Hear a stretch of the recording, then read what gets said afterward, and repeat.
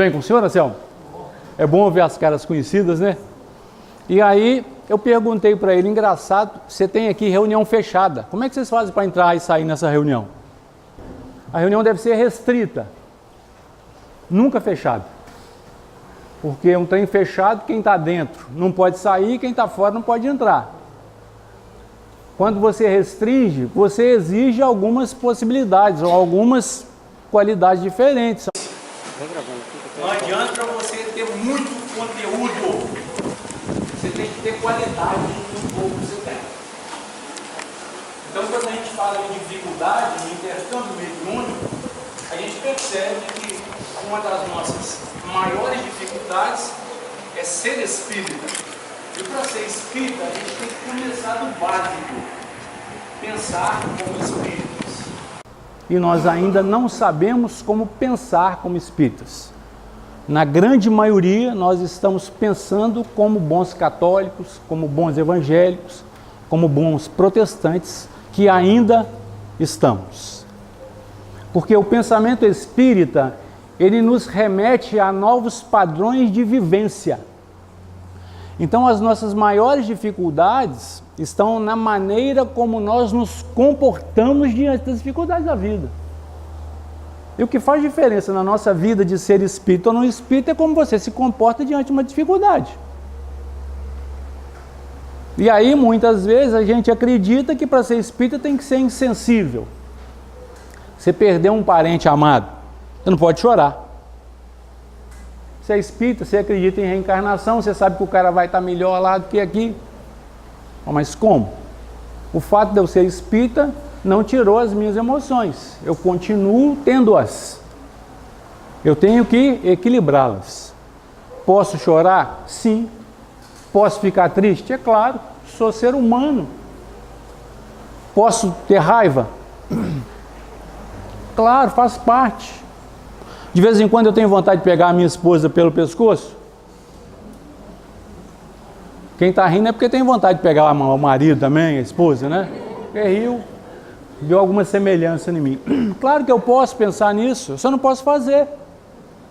E aí Paulo fala para a gente assim, olha, tudo nos é lícito, mas nem tudo nos convém. Até nós encontrarmos o que nos convém é exercício. E nem sempre nós somos felizes nas nossas atividades. Quando se trata de atividade mediúnica, a dificuldade é imensa. Quem dera eu pudesse chegar aqui e traçar para nós quais seriam as maiores dificuldades que nós vamos nos encontrar. São inúmeras. Para mim, qual é a maior dificuldade? Ninguém vai falar? Graças a Deus, né? Se alguém fala, eu já ia embora, porque me conhecia a fundo. Então, para mim, as minhas dificuldades são particularíssimas. Então, eu não posso determinar para você as regras. Quem tem que determinar para você a sua regra é você. A sua regra de conduta não faz diferença na minha vida. Assim como a minha regra de conduta não faz diferença na sua vida. Faz diferença na minha. E se em determinados momentos eu tenho que ser duro comigo mesmo, eu não posso implementar essa dureza na vida alheia. Porque isso não é ser espírita. Ser espírita é, acima de tudo, reconhecer as dificuldades do outro e entendê-las. Então, quando a gente fala nessas dificuldades, qual que é o meu tema? E aí eu pergunto para vocês. É claro que aqui, como é um seminário, eu trouxe até PowerPoint, não costumo. Porque o estudo tem que estar de acordo com as nossas necessidades. Nós vamos parar 30 minutos antes, é isso mesmo? Para as perguntas? Vocês estão sabendo disso? Não. Então preparem-se, tá bom? 30 minutos antes para a pergunta. Cuidado com as perguntas, tá bom? Pergunta indiscreta não pode não.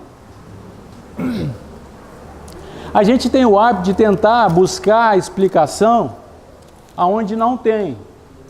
Quando lá em casa tem algumas dificuldades, eu falo, ó, tem um livro de capa preta lá, que nós vamos lá no livro de capa preta para achar onde é que está a resposta. Está aqui o livro de capa preta. Esse livro aqui fala da minha religião. Então, imaginem eu vindo para cá assim, ó. Quem me viu aí, jurava que eu era. Vendo? Então, esse livro aqui não fala da minha religião, mas tem um que fala. E tem algumas pessoas que têm medo dele. Esse aqui, ó. Então esse aqui, dependendo do seu amigo, não mostra para ele não. Tá até de capa rosa, lindo, hein? Outubro. Vendo? Então, esse livro fala da minha religião. É claro que tem alguns conceitos que nós temos que tomar muito cuidado quando nós pronunciamos. Um deles é religião. Então a gente começa por aí. Qual que é o conceito mais conhecido que nós conhecemos de religião? Eu comecei a falar e não terminei. Quando eu faço pergunta para as pessoas que eu estou falando eu sou médium de intuição, eu sou médium de inspiração. Graças a Deus, eu não vejo espírito desencarnado, não os ouço, nem tenho a mínima intenção de ouvi-los e vê-los. Eu sou um espírita medroso. Eu gosto de ver espírito encarnado e falar com o encarnado. E me dá um trabalho danado. Então, os desencarnados, quando eu desencarnar, falo com eles lá e ouço eles lá se eu te der conta. Por enquanto, não. Então, quando eu fizer pergunta, é para os espíritos encarnados que me acompanham, que me ouvem. São vocês. Então, a pergunta é: como é que nós, hoje, nos comportamos quando ouvimos a palavra religião? Qual é o conceito dessa palavra que nós temos? Mais algum? Religare, bonito, não é? Vem do latim, que significa o quê? Religar a Deus. Então eu vou contar para vocês um negocinho. Eu conheço um monte de ex-marido. Vocês conhecem alguns? Tá cheio? Eu conheço um monte de ex-esposas. Vocês conhecem algumas? Tá cheio também?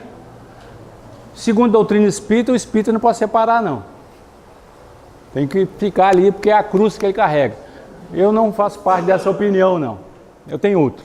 Mas eu não conheço ainda nenhum ex-pai e nenhuma ex-mãe. Alguém aqui conhece ex-pai? Alguém aqui conhece ex-mãe? Qual que é o conceito básico que eu tenho de religião? Qual que é? Religar quem a quem? Não seria muita pretensão nossa religar alguém a alguma coisa, em se tratando de Deus com relação a nós, filhos? Se é que nós acreditamos que não existem ex-filhos. Se não existe ex-filhos, não existe possibilidade de religar algo que nunca se desligou. Religião é algo do homem, é necessário para nós, muitas vezes para o domínio das consciências, outras vezes para o nosso próprio interesse. Por isso o nosso comportamento e o nosso pensamento ainda como bons católicos. A religião não leva ninguém para lugar nenhum. A religião são informações que nós absorvemos e fazemos dela aquilo que bem entendemos. E aí existe um negócio que a gente chama de silogismo. É o que você faz com o que você ouve, com aquilo que eu falo. E eu não posso me preocupar com o que você entende, porque senão eu não posso falar nada. O que você entende é de particular situação, condição e entendimento. Então a mediunidade ela vem através dos tempos, e lá em Gênesis, no capítulo 19, a partir do versículo 1, Ló recebe os 2 anjos em sua casa. E vieram os 2 anjos a Sodoma à tarde, e estava Ló assentado à porta de Sodoma. E vendo-os, Ló levantou-se ao seu encontro e inclinou-se com o rosto à terra.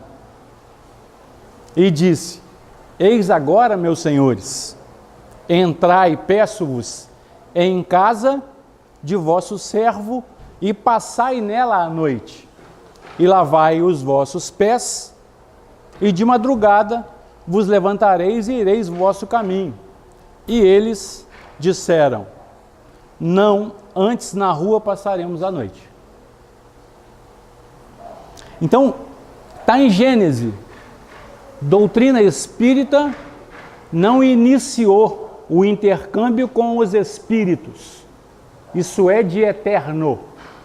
Sempre aconteceu.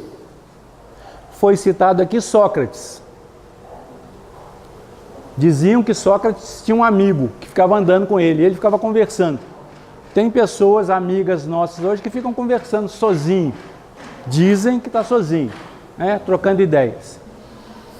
Eu mudei muito a minha vida quando eu percebi que o meu amigo espiritual falava comigo o tempo todo. Só que, como a minha sensibilidade é igualzinho um casco de tartaruga, eu pensava que ele fosse bater nas minhas costas e falar assim: ô, agora sou eu. E isso até ontem nunca aconteceu. E eu percebia que esse cara não era um cara muito legal não, porque ele só falava comigo quando eu estava debaixo do chuveiro. Então eu ficava doido para anotar, eu até pensei em desenvolver uma caneta à prova d'água e um papel também para eu anotar o que ele falava. E nunca... Quando eu fechava o chuveiro, o que acontecia com o que ele falava? Escorria e ia para o ralo. Eu não lembrava de mais absolutamente nada. Então eu passei a acreditar nesse cara. Eu falei: gente, esse cara está falando comigo. E ele está falando para mim aprender e não para mim decorar. E eu queria decorar. É lindo, maravilhoso falar poesia decorada, não é lindo, maravilhoso? Mas a nossa vida não existe decoreba. Porque o que você faz hoje faz parte da sua história. Amanhã é um novo dia. E a mesma situação, você não é obrigado a fazer a mesma coisa. Porque se você mudou, você pode mudar os seus conceitos. E muitas vezes, o que não nos deixa andar para frente são os nossos conceitos anteriores. Que a gente dá nome de quê?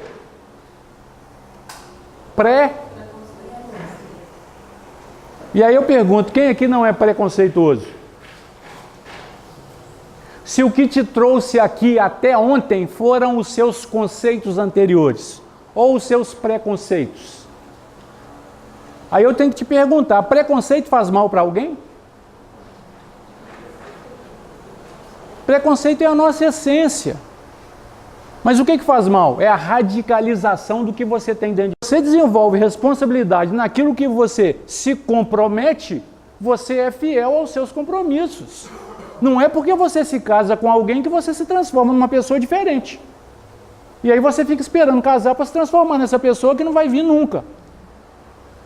Ser espírita é isso, é entender essa possibilidade. Mas por que nós não aprendemos isso antes? Porque ninguém quis ensinar. Já pensou você ter o controle da sua vida? E acreditar e entender que não é o governo que te faz infeliz? Que não é a crise que coloca a crise na sua casa, na sua vida? O país pode estar em crise e você, tá? É a opção de cada um. Ah, crise política, e daí? Ah, crise moral, e daí? Você está em crise moral? Quando você sai de casa e volta a mesma pessoa ou você se corrompe? Então as dificuldades do médium são estas. É a sua postura perante a vida. E aí Kardec vai dando a gente uma auxiliação, vai falando para você, toma cuidado com isso, toma cuidado com aquilo. Então, vamos tentar. Ah, já sei. É porque eu estou andando para trás. Olha aí. Qual é a maior necessidade do médium? E aí eu tenho que perguntar, como é que se evangeliza?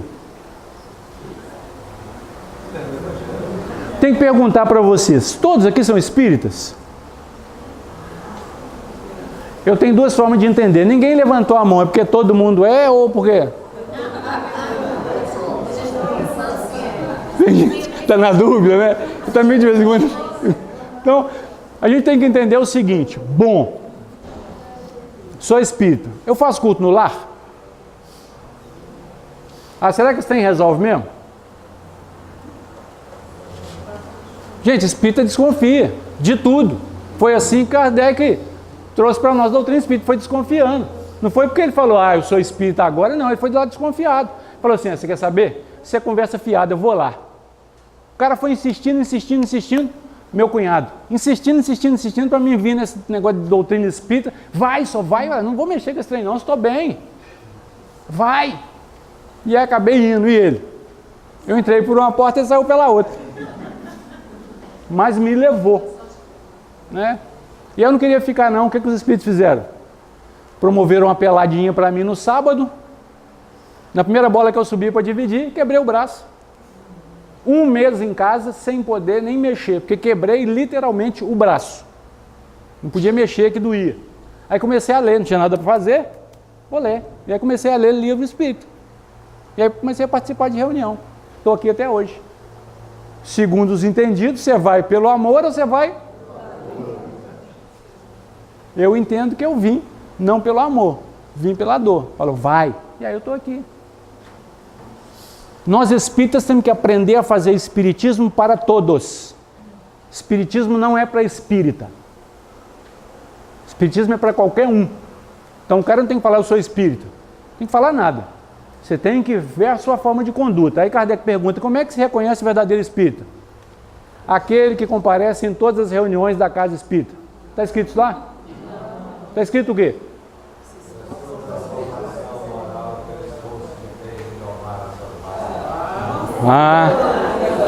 Viu? Acabou de me nomear. Eu sou um bom espírita, eu sou um verdadeiro espírita. Porque eu faço um esforço tremendo todo dia para dar conta de mim mesmo. Vocês não podem nem imaginar o esforço que eu faço. Então eu sou um verdadeiro espírito. Eu sou seu colega, viu? Aí, ó, tá vendo? Tamo junto. É assim? Tamo junto. Então, evangelizar-nos. Essa é a necessidade básica de todo médium. É claro que a evangelização passa por alguns padrões. E Kardec traça algumas linhas para essa evangelização quando ele fala do estudo sério. O que é um estudo sério? Aqui eu já vi que não é, porque vocês se dão gargalhada. Eu conto alguma coisa e vocês ficam rindo. Então aqui eu posso considerar que isso aqui não é estudo sério. Ou eu estou mentindo? Porque estudo sério não tem nada a ver com mau humor. O mau humor é problema seu. Se você está mal-humorado, fica com isso para você que você vai ver daqui a algum tempo. Não estou rogando praga não, tá bom? Isso é consequência. Tem muita gente que acredita que cara fechada é seriedade. Esse cara fechado pode ser qualquer coisa, menos seriedade. Seriedade é tratar as coisas sérias com respeito e responsabilidade. É só isso. E aí ele fala que o estudo sério tem que ter continuidade e frequência. Por isso é que as nossas reuniões públicas têm que ter essa condição de oferecer para todos algo de substancial. O cara tem que vir aqui e tem que entender que doutrina espírita é um negócio simples. Aquele danado daquela reforma íntima, você deixa para você falar com seus amigos. Não fala aquilo em reunião pública não, que você manda todo mundo embora. Que outro trem danado é aquele tal de reforma íntima. Reforma íntima é só para parar de fazer o que você está fazendo e acha bom. Eu nunca vi um trem desse. E que mudança é essa? Que você muda parando de fazer o que você gosta. Eu nunca vi uma mudança estabelecida em parar de fazer alguma coisa. Até os amigos espirituais falam que se você não quiser progredir e parar, o progresso vai te levar. Reforma íntima é você começar a fazer algo diferente, é você aqui hoje. Isso é reforma íntima. E o que você faz depois que você sair daqui? É problema? É problema seu. Não é problema meu. Se você quiser dar a esse momento continuidade, é um problema seu, íntimo, particular. Você tem que acreditar que isso muda a sua vida. Porque daqui a algum dia, quando você olhar para trás, você vai falar assim, aquele lá era eu. E não vai ter saudades. Mas vai respeitar.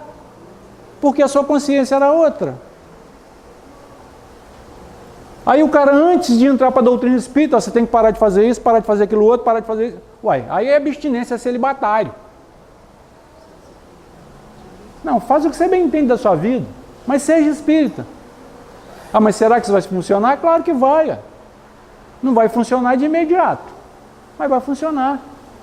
Aqui são doses homeopáticas, gota a gota. Calma. Calma. Abre a boquinha, põe a linguinha para fora, fica à vontade, Elcio. Tá vendo?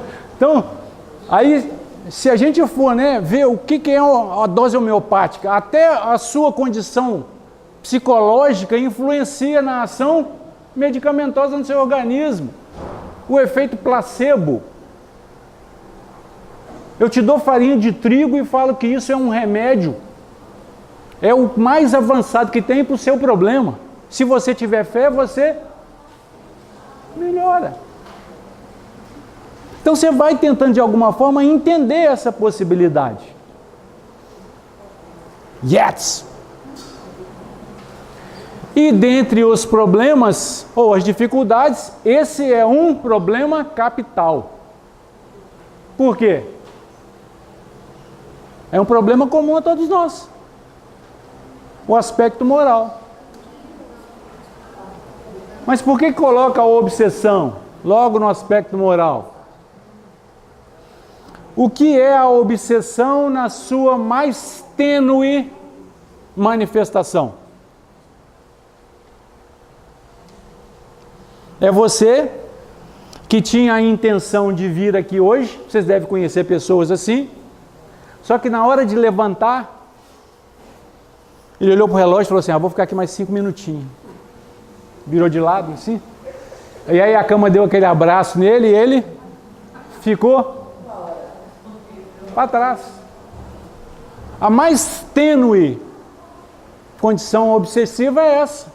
É quando você acredita que isso não é obsessão. É porque eu estou cansado. É porque ontem eu trabalhei muito. Isso aqui não é descanso não, gente? É descanso ou não é? Tem alguém aqui trabalhando? Então nós estamos descansando. De vez em quando levanta. Se doer, né? Levanta. Não me incomodo. Pode ficar à vontade. A gente tem que entender esse processo.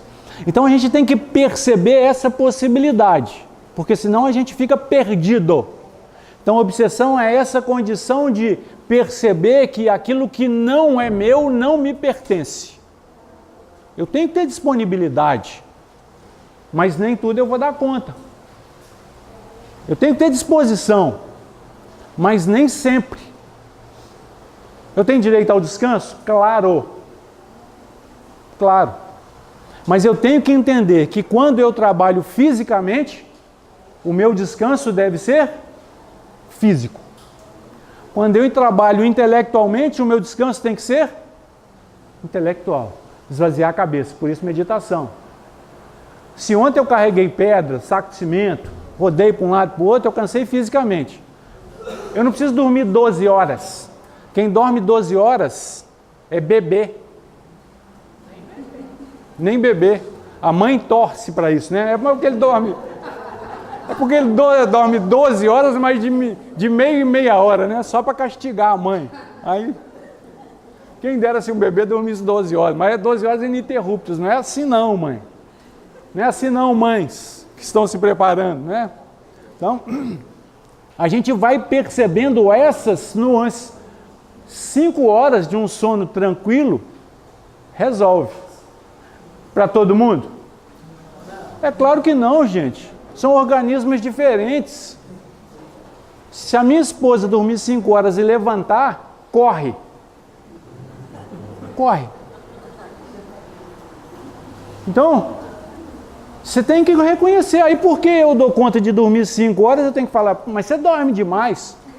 Ela não dorme demais, não. Ela dorme a necessidade dela. E se quiser dormir 12? Eu ainda ponho a coberta em cima, devagarzinho. Você tem que respeitar. Ó.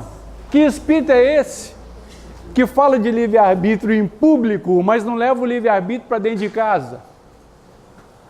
Aí ela vem ouvir a sua palestra e fala assim, eu quero casar com aquele. Quem é aquele? Aquele que está falando, que não consegue vivenciar.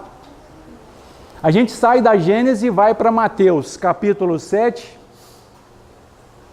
versículo 21 a 27. Claro que tem que achar, né?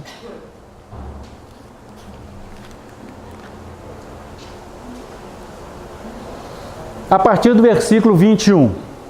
Nem todo que me diz Senhor, Senhor, entrará no reino dos céus, mas aquele que faz a vontade do meu Pai, que está no céu, entrará no reino dos céus. Ora, como é que é esse negócio?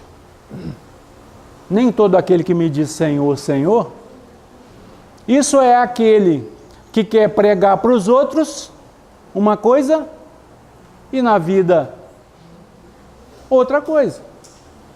Não, mas lá dentro da casa espírita é assim, aqui em casa o negócio é diferente. Por isso é que é muito mais fácil ser espírita dentro da casa espírita. Eu aposto que todos aqui já se conhecem ou pelo menos se cumprimentaram, porque tem mais de 3 horas que vocês estão juntos. Isso é verdade ou é mentira? Se bobear, vai embora com o cara que sentou do lado sem saber o nome desse cara. Isso é espírita.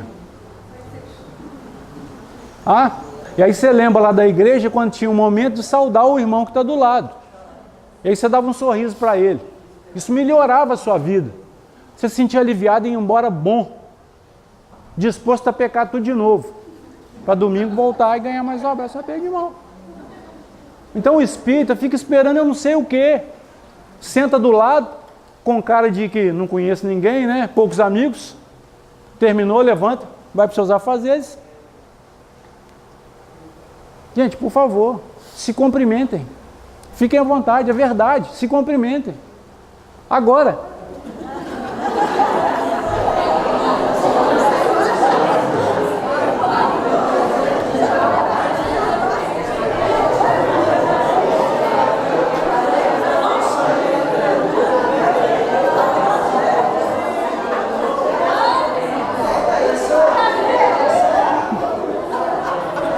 Pode dar moleza mesmo, né?